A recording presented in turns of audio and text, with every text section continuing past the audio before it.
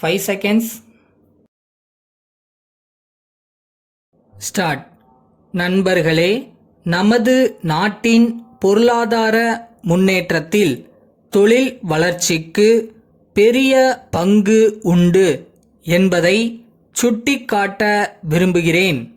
தொழில் வளர்ச்சியில் இந்தியா குறிப்பிடத்தக்க முன்னேற்றம் கண்டுள்ளது என்பதை உலக வங்கி தன்னுடைய அறிக்கையில் குறிப்பிட்டுள்ளதை இந்த சமயத்தில் தெரிவித்துக் கொள்ளுகிறேன். என்றாலும் இந்த நிலை தொடர்ந்து இருக்க வேண்டுமென்றால் நாட்டில் கிளர்ச்சிகளுக்கும் வன்முறைக்கும் இடம் அளிக்கக்கூடாது.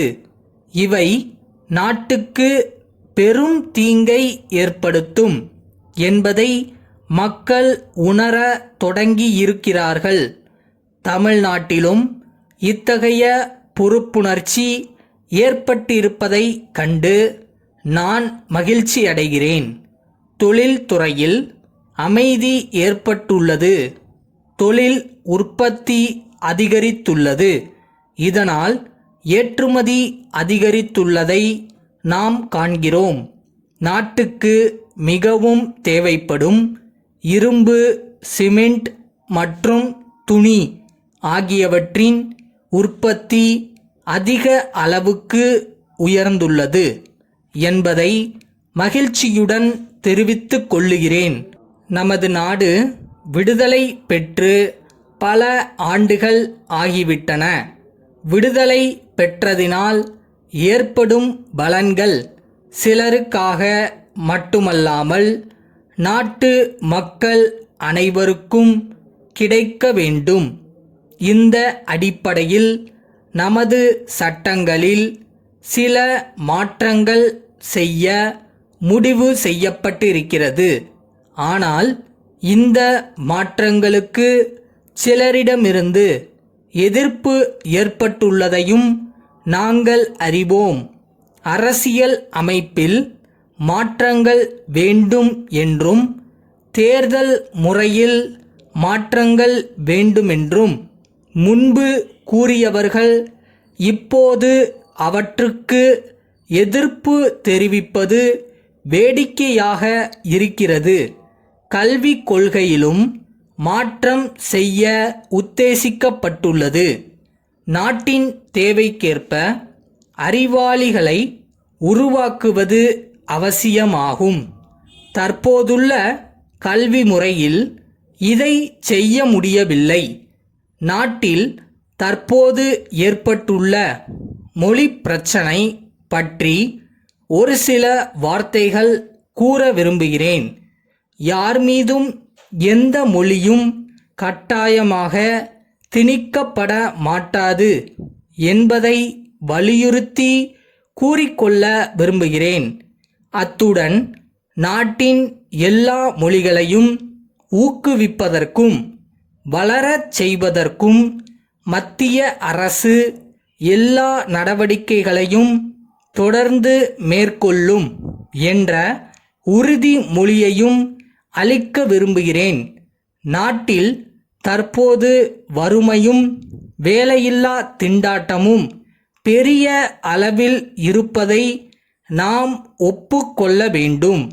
பொருளாதார வளர்ச்சி விரைவில் ஏற்பட்டால்தான் இத்தகைய பிரச்சனைகளை தீர்க்க முடியும் என்பதை நாம் அறிவோம். ஆனால் ஒரே நாளில் வறுமையை ஒழித்துவிட முடியாது என்பதையும் நாம் அறிவோம். உணவு பற்றாக்குறையினாலும் உற்பத்தி பற்றாக்குறையினாலும் வேலை வாய்ப்பு குறைவினாலும் தான் நாட்டில் வறுமை ஏற்படுகிறது என்பதை சுட்டிக்காட்ட விரும்புகிறேன். ஆகவே வறுமையை ஒழிக்க வேண்டுமானால் பொருள்களின் உற்பத்தியை பெருக்க வேண்டும். உணவு பற்றாக்குறையை போக்க வேண்டும். இதற்கு நாட்டு மக்கள் எல்லோருடைய ஒத்துழைப்பும் தேவை. கிளர்ச்சிகள் மற்றும் வன்முறைகள் ஆகியவற்றால் நாட்டு மக்களுக்கு எந்தவிதமான நன்மையும் ஏற்படாது என்பதை கூறி உரையை முடித்து கொள்ளுகிறேன். சென்னை பாலன் கூட்டமைப்பினர் அனைத்து வாடிக்கையாளர்களுக்கும் எழுதும் கடிதம். அன்புடையீர், நாங்கள் வரும் ஜூன் மாதம் 19ஆம் நாளிலிருந்து மதுரை கண்ணன் நிறுவனத்தையும் ஏற்று நடத்த இருக்கின்றோம் என்பதை மகிழ்ச்சியுடன் தெரிவித்துக் கொள்ளுகிறோம். இந்த நிறுவனம் தோல் மற்றும் தோல் சம்பந்தமான பொருள்களை தயாரிப்பதில் வல்லுநர்கள் என்பதை தாங்கள் அறிவீர்கள். நாங்கள் இந்த நிறுவனத்தை ஏற்று நடத்தும் போது அவர்களின் பொருள்களுடைய தரத்தை எந்த அளவுக்கும் குறைக்காமல் பார்த்து கொள்வோம். மேலும் புதிய முறைகளையும் புதிய வகைகளையும் கையாள உள்ளோம் என்பதையும் தெரிவித்துக் கொள்ளுகிறோம். அத்துடன் பொருள்களின் விலையையும் ஓரளவுக்கு குறைக்கவும் உத்தேசித்துள்ளோம். தற்சமயம் மதுரை நிறுவனத்தில் பணிபுரியும் எல்லா அலுவலர்களும் தொடர்ந்து புதிய நிறுவனத்தில் பணிபுரிவார்கள். சென்னையை பொறுத்தவரையில் மாற்றம் இல்லை. 2 நிறுவனங்களின் வாடிக்கையாளர்களுக்கும் நல்ல முறையில் பணியாற்றவே விரும்புகிறோம். 2 நிறுவனங்களின் சார்பாக தங்களுக்கு நன்றியை தெரிவித்துக் கொள்வதோடு உங்களுடைய ஆதரவு தொடர்ந்து இருக்க வேண்டும் என்றும் நாங்கள் கேட்டுக்கொள்கிறோம். தங்கள் நம்பிக்கையுள்ள